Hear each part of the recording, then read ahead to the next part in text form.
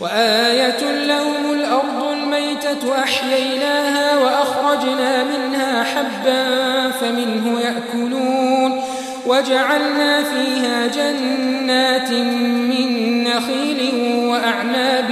وفجرنا فيها من العيون ليأكلوا من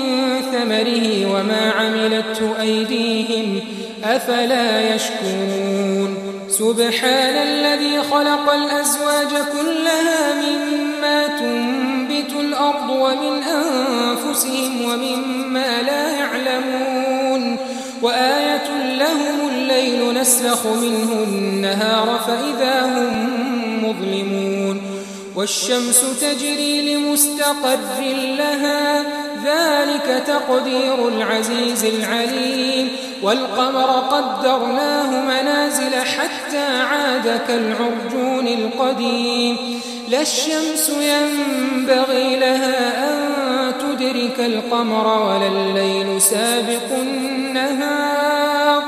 وكل في فلك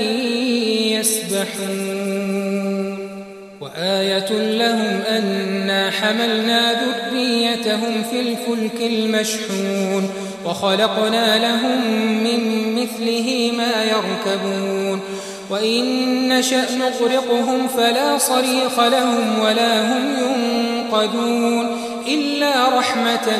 منا ومتاعا إلى حين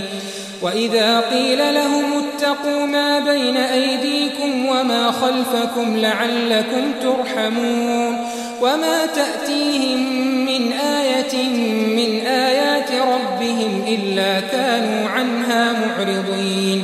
وإذا قيل لهم أنفقوا مما رزقكم الله قال الذين كفروا للذين آمنوا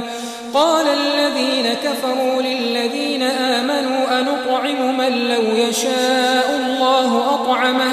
إن أنتم إلا في ضلال مبين ويقولون متى هذا الوعد إن كنتم صادقين ما ينظرون إلا صيحة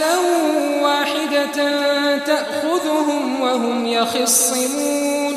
فلا يستطيعون توصية ولا إلى أهلهم يرجعون